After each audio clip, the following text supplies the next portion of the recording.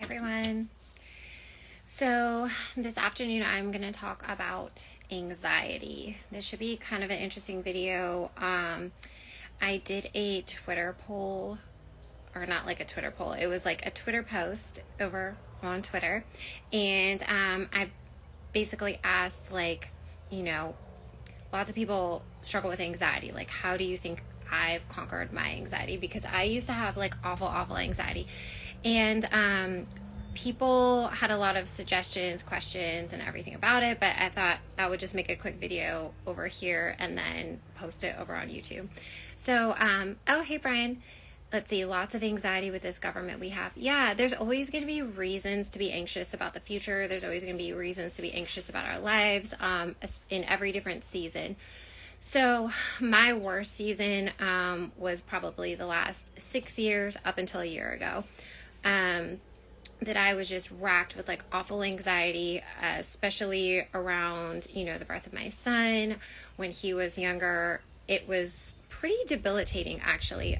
All through my career too in medicine, I had a ton of anxiety to do with that job and everything. Hi from Texas. Hey, over in Texas. But anxiety comes for different reasons, and there's a lot of different components involved. So one of the things, and of course, people threw out all kinds of oh, maybe it was this, maybe it was that. It's actually many, many things. Anxiety is not something that we can control, just with one method.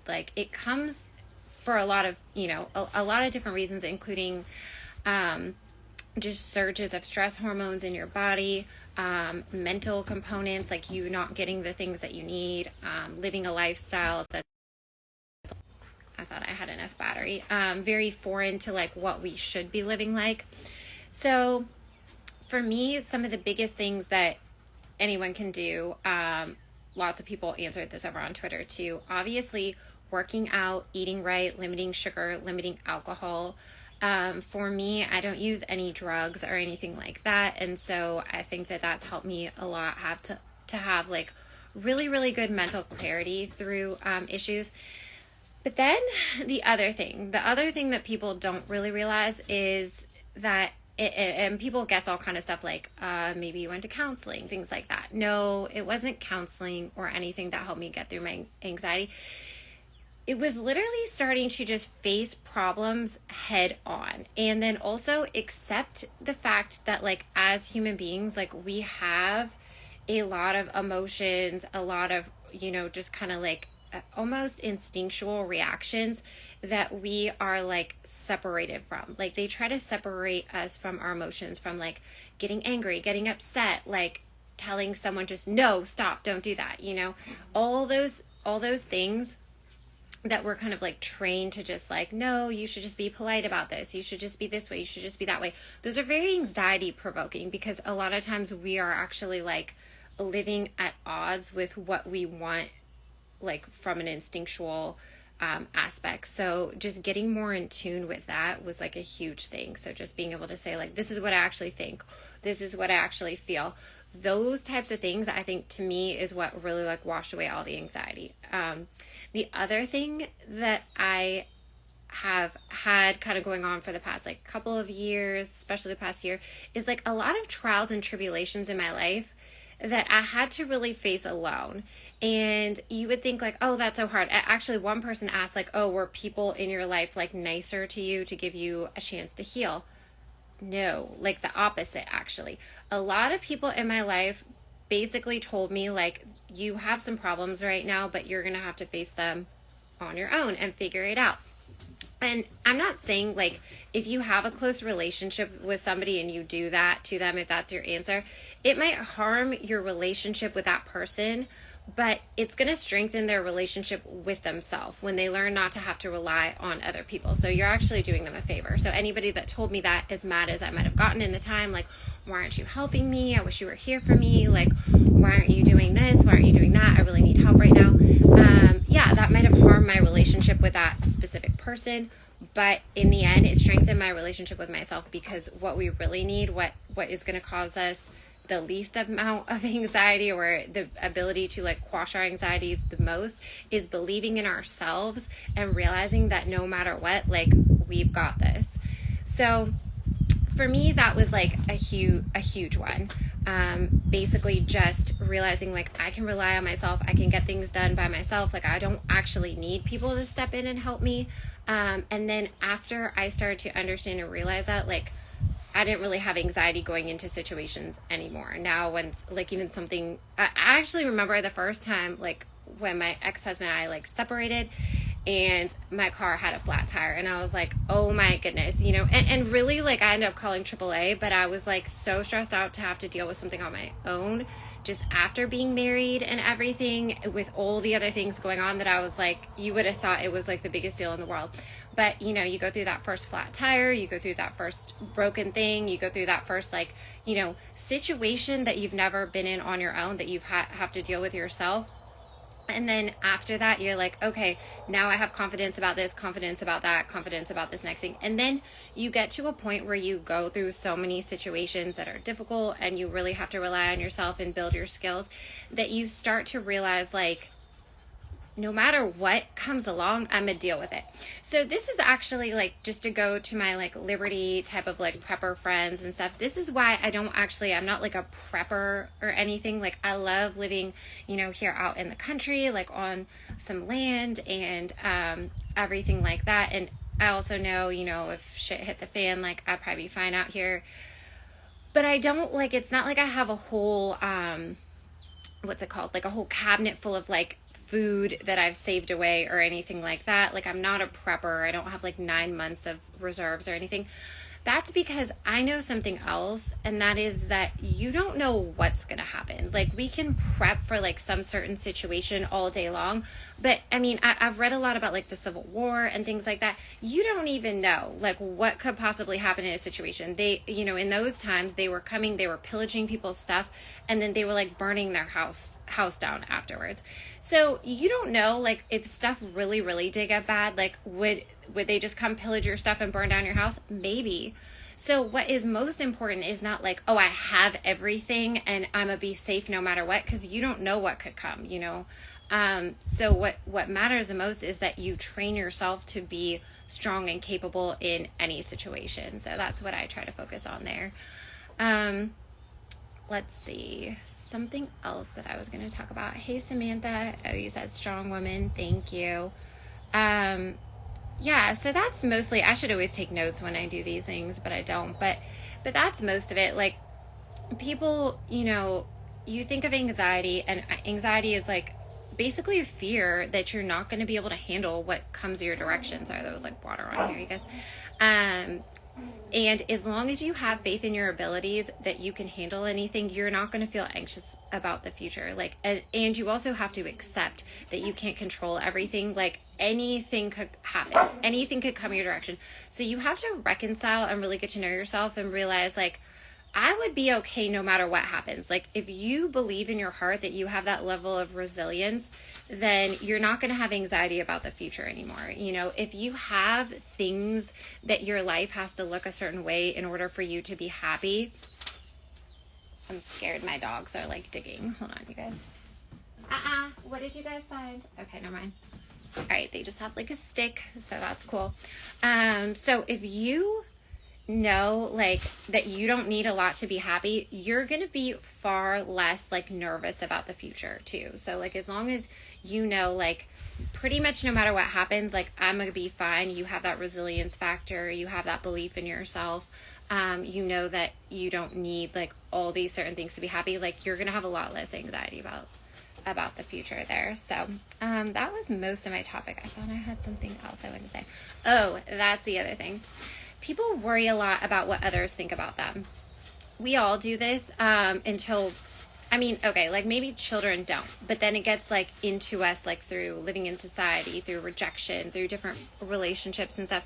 And a lot of us become very like ego driven, like very ego centered, like we want to protect like our ego, or, you know, sometimes we want to like our ego to be I don't want to say like stroked your ego, but you know what I'm saying. Like people start to do a lot of things like as life hurts them and stuff that has to do with more about like assessing their value for themselves and doing it like in the eyes of other people. So many times we're going to, seek out relationships that we feel like are just going to validate us and validate our self-worth. We are going to have interactions with other people that we feel are like, oh, okay, this is going to somehow validate my self-worth. Like I feel desired, I feel wanted, I feel cared for. I feel of value when I do X, Y, Z. Sometimes we get in those situations, you see a lot with people where that might actually be hurting someone else, like kind of taking away from them in an attempt to kind of like make yourself feel better. And sometimes it's not. Sometimes it's just finding very safe relationships that validate you over and over and over, even if that's not necessarily like the best thing for you, the thing that stretches you the most as a person. So something that I've tried to do over the past, this I've only really probably been able to do for the past several months. I started to realize with myself, when am I interacting with somebody and the way that I'm acting has more to do with validating or seeking out, not wanting that situation to devaluate me, not wanting that situation to hurt my pride or something. So I try to act in a way that's very safe, where either I'll get the result I want or avoid any pain. And I started to realize that I was doing that, and I've probably done that my entire life. I had not always been very outgoing with other people. I seeked out relationships where the other person would either take the lead in the friendship or even a romantic relationship. And I did that as an attempt not to, feel rejection or something. But when you do that, you kind of let the people who are going to choose you. You don't always seek out the relationships that that you want. When you see somebody, you're like, that's somebody I want to be friends with. If you don't put the effort and you only wait around for the people that are going to come to you or give you instant validation and stuff like that you don't really have to prove anything to, I'm just what are those dogs doing? They're digging a hole. Then you are, you're kind of putting the ball in other people's court. You're not always going to end up with the good quality relationships that you want, or, getting to know the people that you want to get to know. So I started to realize that I did that a lot, and being okay, instead of just who comes to me, because those aren't always quality people, or the people that you're oh, I can learn something from this person. This person is very interesting. I started to realize I can put myself out there, and it doesn't matter. Maybe this person's not for me. Maybe they don't want a friendship or a relationship with me. Maybe they have things about them that are holding them back. But just accepting okay, so somebody, doesn't want to be friends with you, or, doesn't want a relationship with you, or doesn't want that interaction, and just realizing that's okay. Still put yourself in those situations, still reach out to people, still put yourself out there, and not taking it personally, or even if that person doesn't mesh with you, that doesn't take away from who you are as a person. So that's something that I started to do and realize and really step into a lot. And I think that has been kind of the next level of dealing with that anxiety, a social anxiety type of thing, and just realizing I accept myself for who I am. I can put myself out there. And because of that, it's reaching that next level, it's really dying fast of being secure with myself. So, and let's see, I'm gonna roll back. Somebody said that's 100% accurate. Somebody said our worth is found in God alone. Of course, having faith and having God is always so important. I lean on God for everything, sometimes even to the extent of it's childish. I'm God, why is this? Why is it like that? Sometimes I'm almost ungrateful. Other times I'm praising him so hard. I just have a very, very day-to-day relationship with God, if that makes sense. I talk to him all the time, I ask for things, whereas I never ask for something, and that's something a spiritual thing that I'll talk about really quick. I probably need to plug in my phone. I thought it had way more battery than it is, but hold on.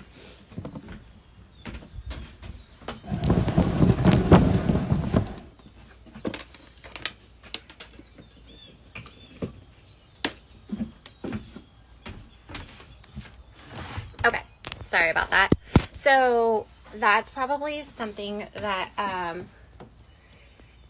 that I don't know if I've talked about this, but I never ask God for anything if I haven't put in the work. So sometimes people have prayed for me and they're like, I pray this for you or that, like, and I'm like, well, you know, just sending somebody a prayer, like when they're not doing the work, or if you're like a super close person in their life and you could actually be doing something to help them, I'm like, that's almost like silly, because God, we have to do the work. I think we have to match him. Like, I would never ask God for something that I'm not like putting in 100% effort, and I'm just like, or even if I'm not, if I'm putting in 90% effort and it's my fault that I'm failing, I mean, I still might pray, and maybe God's, what he's going to show me is like, you need 10% more, or he might throw me a bone and be like, work harder next time. But I'm never going to just sit there and not help myself and be like, God, please do this, that for me. Like, I always feel that I have to bring something to the table, you know, for him to show that I'm putting in effort, like before I ask for something.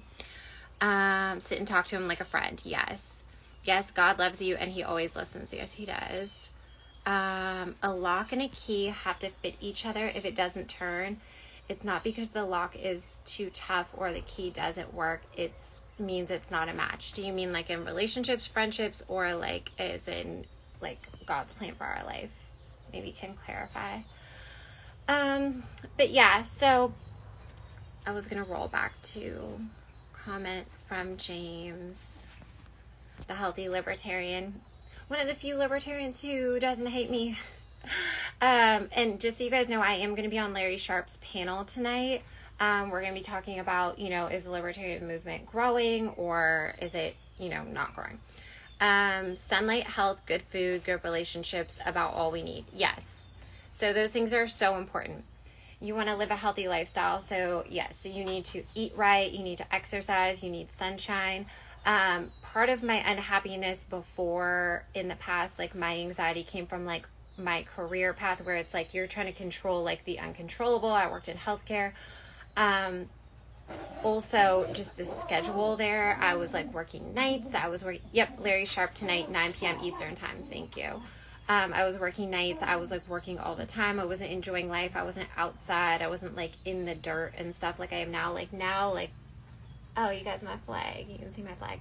I spend a lot of time outside, working on my house, doing things with my hands. Like, as funny as that sounds, they want you to believe that, like, this is kind of off the rails here, but society wants you to believe that you should be focusing on like one little minutia in a book for your entire life. Like, oh, okay, like I want to go into healthcare. Now I have to learn everything about science and all these made up, man-made things, you know, all these medicines, all these things, getting all these facts, everything. And that should be my focus in life. And then I should just pay someone to do all these other things.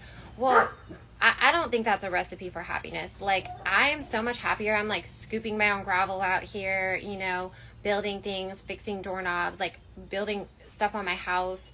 And it seems funny, but like I'm so much happier doing that, like doing things with my hands, like accomplishing stuff that I can see, than I ever was like practicing medicine, like, to be honest. And that might not be true for everyone, but that was so out of touch with like reality, with like, you know, just like literally like objects in real life. It was so much just in your head, thinking, reasoning, reading through this, giving someone a pill and seeing what happened to them. And that's so not reality, if that makes sense. And so I think there's that. They want us to like focus on, you know, we're going to argue over laws and ideas and stuff like that. That, you know, that it should be like this, it should be like that. Well, you're focusing on things that are like man-made. Like, focus on God's creation. Focus on creating things of actual value, like for your home, for your family, things like that. And I think that a lot of people would be a lot happier. Joe Hanush 2022, I had him on the other day, you guys. He says Larry doesn't like pineapple on pizza, so I unfollowed and blocked that authoritarianism. That's funny. Maybe I should ask about that tonight. But yeah, that's pretty much it. I think as long as people can learn to get back to just like basic everyday reality, you know, look around the world around them, live in the world around you, go outside, get sunshine, get exercise is like a huge one. Eating right, you know, staying away from like fake processed foods, sugar, you know, BS, trying to eat like real healthy foods, take care of your body. Like, you're going to feel so much better. And then saying what you actually think, being authentic, like to yourself, not like, I don't know, that one's so hard to explain. I think a lot of females notice this, but it's like we're taught to like, okay, you need to act like this. And our whole society is like this. Repress your feelings. You shouldn't have any feelings. You should always be like cool, calm, collected. You need to be like this. Like, you should be able to sit for like 8 hours a day at work. Those things aren't realistic. It's not human nature. So I try to be a little bit more authentic. Like if I'm upset, I'm like, hey, I'm upset. And it saves me so much emotion and anxiety to just say it right away. I'm upset. I didn't like this. I think this. I disagree with you. That's not always the funnest thing. Like people don't like to be disagreed with all the time, or they might not want to hear that you have a different opinion or you're upset about them. They probably want you to pretend like it's just fine so they can walk all over you or do whatever they want. But you will be happier if you just say what you actually think. Like you go to bed at night feeling like, I cleared my plate. And I think a lot of us have maybe not done that in years or maybe never. So that the other thing I don't do, and then I think that people will feel a lot better like about life in general if they do this, is like anything I say, like whether it's in a text message or on social media or something, I feel comfortable that like I would say it anywhere.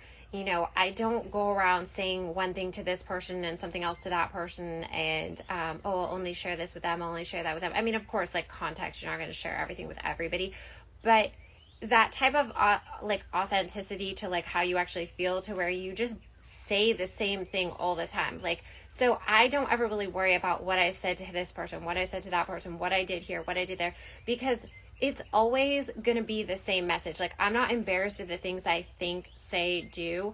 I've just stepped into them. I'm like, this is what I actually think. This is how I actually feel.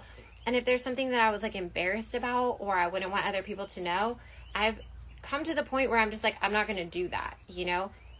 If it's something that I'm not embarrassed of and I wouldn't care if other people would know, but maybe like I don't share it with everyone, that's fine. But you always have to live with that fact these days that you're like, your dirty laundry might air. And you're going to feel a lot better if you're like, okay, well, I control what it is. I'm not just like out there doing all these crazy shit and hoping it doesn't come back to me. Like, just only do things that you don't mind if they come back to you, and you will feel a lot better. I definitely have lived like that. And for me, it works very well.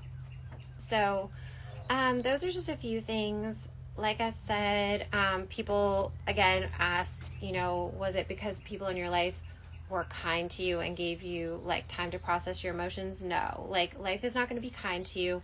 Life isn't going to stop because you're having a hard time. Like, there's going to be times when you're, like, going through changes and everything, and especially, like, when it goes from being, like, a very closed-off person or a person with a lot of anxiety, going back to being somebody who's like a lot more comfortable with themselves. There's gonna be times, and especially if you've lived in situations where people are constantly violating your boundaries and stuff, where you're just like, I want to control everything. It's like you're acting kind of irrational, you're trying to control everything. Like, a lot of us have gone through that in like it's like almost a symptom of trying to get out of the anxiety or being stuck in it. So I definitely went through periods of time like that where I was like trying to control everything. Like, it has to be like this, it has to be like that, just scrambling for any type of control. And then, then there's when you try to let go, but you're like getting upset over everything, feeling emotional, things like that, stuff bothers you a lot more. But if you can work through that and start to like really, really give yourself grace of like, why am I getting upset? Why is this like causing me to be so, over the top, like emotional, or feel, stressed, like so stressed about some situation or something like that. And you can start to just kind of like work through those things like on your own. Like, I don't think anyone else, therapy or family members or anything like that, is really going to be able to help you. Like, you just have to go through those difficult situations, throw yourself in, realize like, this felt like too much for me. But then the next time you're going to be like, no, it doesn't, and you start to gain confidence there. So a lot of dealing with anxiety and a lot of life is just about stretching yourself to the point where you can handle more and more and more. And sometimes that's not a pretty process. And I know that a lot of you know, a lot of what we're taught is that like, oh, we're so supposed to, everything should just be easy, or we should just be able to handle this and that, and we get very upset at ourselves. But again, like, people have emotions. You have to be authentic, realize like sometimes it's gonna feel hard, but like, did you show back up? You tried to do it again. So that's it. It's like we're always a work in progress. But that's pretty much it. So I hope y'all are doing well. You know, I get it. Like, having anxiety is not an easy thing. Sometimes it's, you know, a lot of hormones, life stressors, lack of exercise, lack of healthy food, lack of boundaries.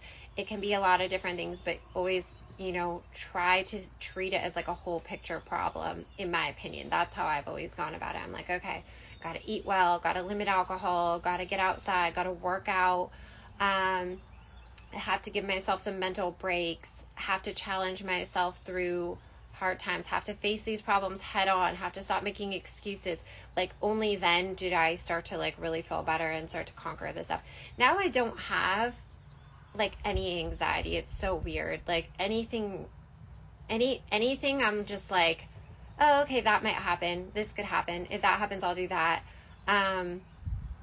What to eat today?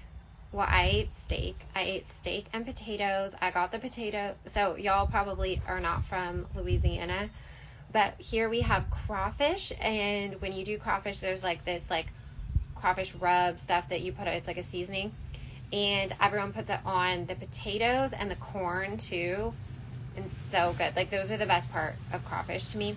So I bought the crawfish potatoes, but they're not seasoned. They're just like the same potatoes. I boiled some of those. I had a steak with it.